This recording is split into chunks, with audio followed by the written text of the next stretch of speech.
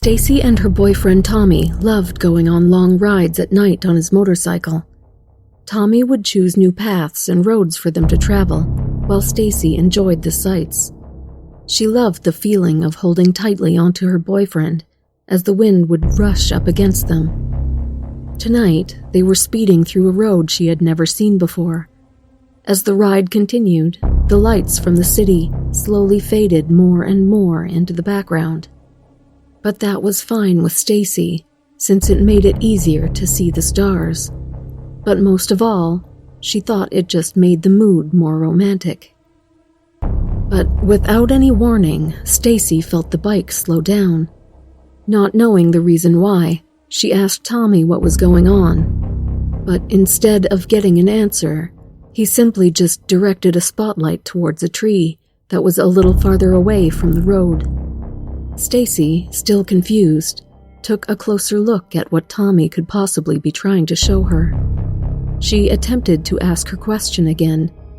She paused. Her eyes widened as she sees exactly what it is he wanted her to see. A body hanging from a noose. But as gruesome as the sight already was, it wasn't until she realized what exactly she was looking at that would horrify her. There, hanging from the tree, was the dead and bloodied body of her boyfriend Tommy. Stacy screamed, but before she even had a moment to process the situation any further, the motorcycle sped away. Instinctively, Stacy held on to prevent herself from falling off. But as the initial shock eventually wore off, she realized the true horror of the situation. Not only was the mystery biker not her boyfriend Tommy, but he was most likely also responsible for his gruesome murder. Even though Stacy wanted nothing more than to get as far away as possible from the mystery biker, she knew she couldn't let go. At the speed they were going, letting go would most likely result in her getting severely injured or possibly dying. The tears streaming down her cheeks were being wiped away by the wind as the motorcycle continued to speed faster and faster. Stacy watched as the surroundings became more of a blur. How could this have happened? Stacy asked herself, and that's when she thought back to earlier that night. She had only responded to a text from Tommy's phone, and when the mystery biker picked her up, he didn't even lift his visor to greet her before they both sped away into their nightly journey.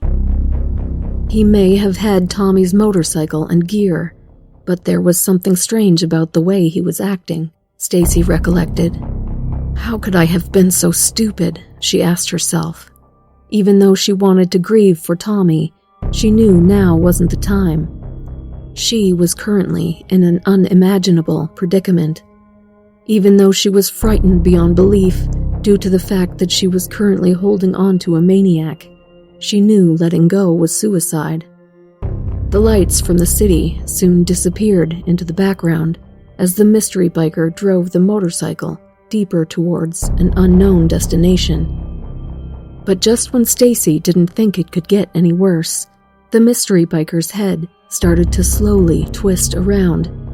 She couldn't believe her eyes as she watched his head completely turn 180 degrees.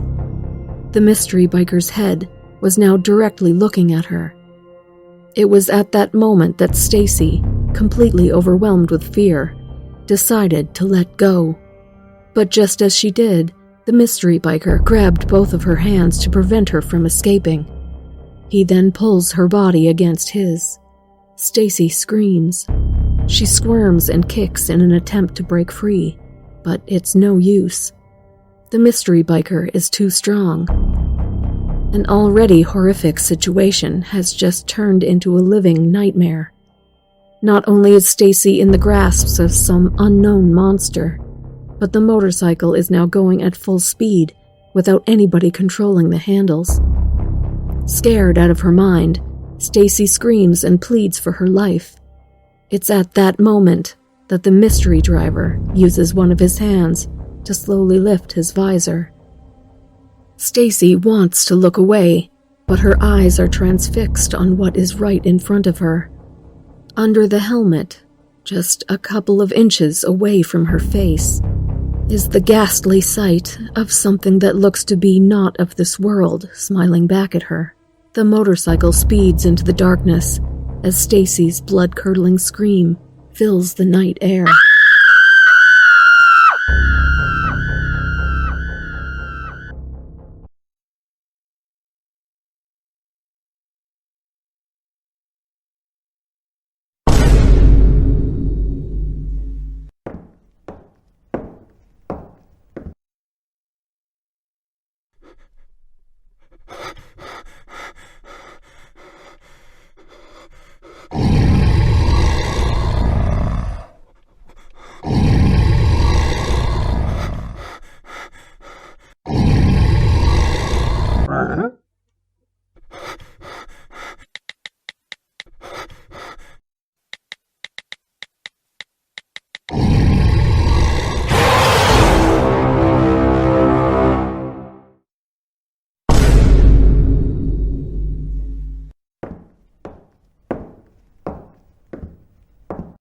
Huh?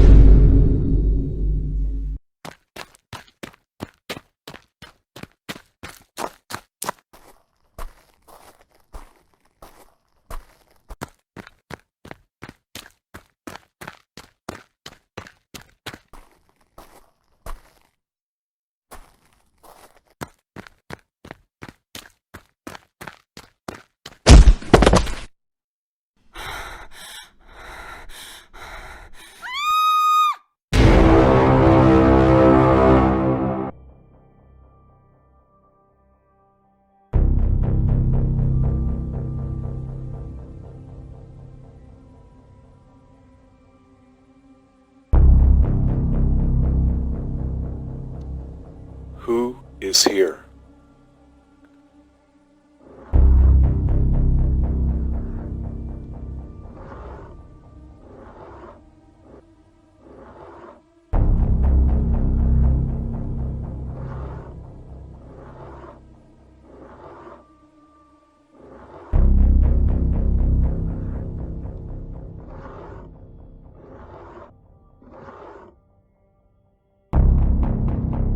All your victims are here?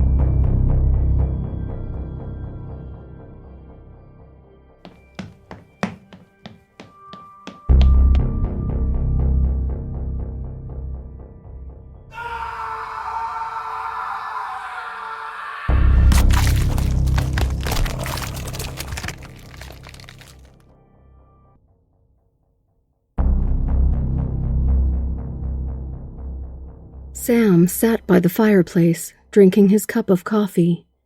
Outside, it looks like the snowstorm is only going to get worse. But that was fine with him. He was more than content with just enjoying the comforts of his cabin. But just as Sam is about to doze off in his cozy chair, he sees something outside that catches his attention. He makes his way to the window to get a better look. Off in the distance, through the falling snow and among the wintry landscape, Sam sees a silhouette of some kind. He's confused at what exactly he's staring at. The silhouette looks like an animal of some sort, but something about it also looks kind of human. Suddenly, the silhouette disappears behind some trees. Sam doesn't know what to make of it. Must be a deer, he thought to himself. Sam continues to stare outside in hopes of getting another glimpse of the visitor. However, he doesn't see another sign of it. Having had enough of giving so much attention to what he thinks was most likely a deer, Sam decides to return to his cozy chair. The snowstorm is really messing with my tired eyes, he tells himself. But just at that moment, the sound of something quickly running on the snow outside interrupts the silence. Sam sits up from his chair as he nervously listens. He realizes that the sound of footsteps are coming closer and making their way towards the exterior of the cabin. To his horror, whatever it is, suddenly scales the cabin and makes its way onto the roof. Sam's eyes grow large with fear as the unknown visitor starts to make its way across the roof. What the hell is that? He thinks to himself. What animal could do that? Even though he tries to convince himself it's an animal, it's hard for Sam to ignore the fact that the footsteps on his roof sound like they're being made by something walking on two legs. Sam gathers the courage to grab his shotgun. He storms out through the front door, ready to confront whatever is on his roof. With his shotgun aimed and ready, he carefully surveys the roof. Nothing. Sam is just about to turn the corner when suddenly, something leaps off the roof, grazing him as it lands on the ground behind. Sam falls into the snow, but quickly recovers. He hastily gets to his feet and turns around with his shotgun aimed. But whatever it was has already run off towards the trees. With his adrenaline pumping, Sam decides to give chase. He tries his best to pursue the creature, but the snow on the ground is making each step difficult. The snowfall is also obscuring his ability to get a good look at the creature as it runs off in the distance. It isn't too long before Sam loses sight of it. Even though he wasn't able to get a good look, Sam is unsettled by the small glimpses he did get of the creature. Despite the fact that it ran as fast as an animal, he couldn't help but notice how human it looked. With the weather conditions continuing to deteriorate, Sam knew he couldn't just continue to stand in the middle of the woods. He decided to return to his cabin, hoping that he had scared off whatever the creature was. Sam safely treks back to his cabin without incident, but as soon as he approaches the front door, a look of horror washes over his face. There, in the snow, along with his shoe prints, he sees a trail of hoof prints leading right towards the front door. Sam readies his shotgun as he slowly approaches the cabin. As he makes his way inside, he is greeted by a collection of melting snow that had blown in through the wide open door. There is, however, no signs of an intruder. After shutting the door behind him, Sam readies his shotgun as he decides to check every inch of the small cabin.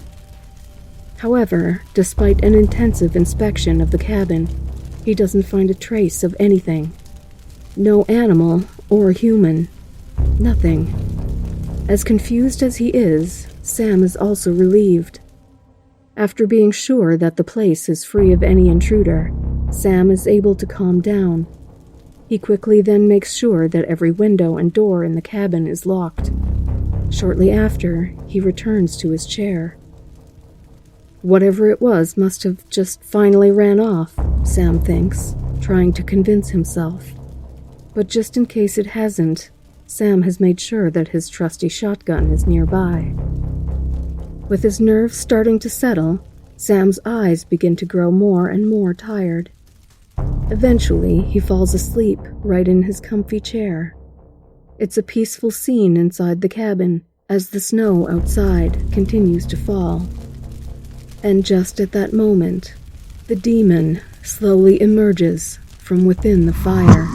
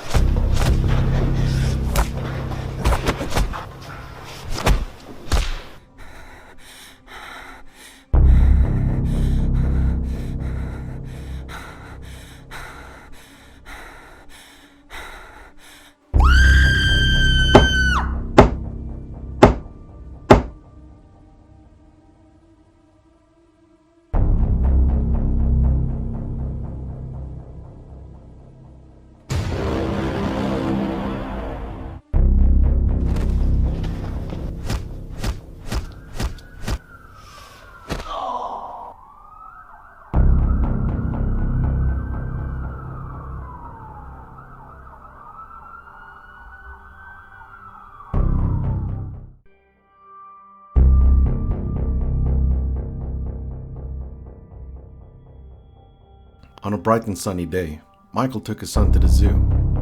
They were having a great time looking at all the different animal exhibits as well as eating different snacks and treats. Eventually, they would end up in front of the lion exhibit. There, along with a small group of people, they surveyed the entire enclosure, hoping to get a glimpse of the majestic big cats. But the lions were nowhere in sight. However, something did catch everybody's eye. Behind the tree, there seemed to be something that looked out of place. After a few moments, it would slowly emerge for everybody to see. To the crowd's horror, they realized it was a man in torn and blood-drenched clothing. Gasp and other sounds of shock resonated from within the crowd. They figured he was just some visitor since he wasn't wearing a uniform. Michael covered his son's eyes with his hand to shield him from the bloody sight. Others in the crowd took their phones out to call 911. However, others took out their phones just to record.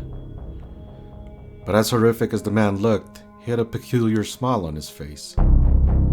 He looked straight into the crowd of onlookers before slowly raising a set of keys for everybody to see. The crowd just stared back, confused, not knowing exactly what to make of it. Unfortunately, they were too preoccupied to notice the pair of newly freed lions slowly sneaking up from behind.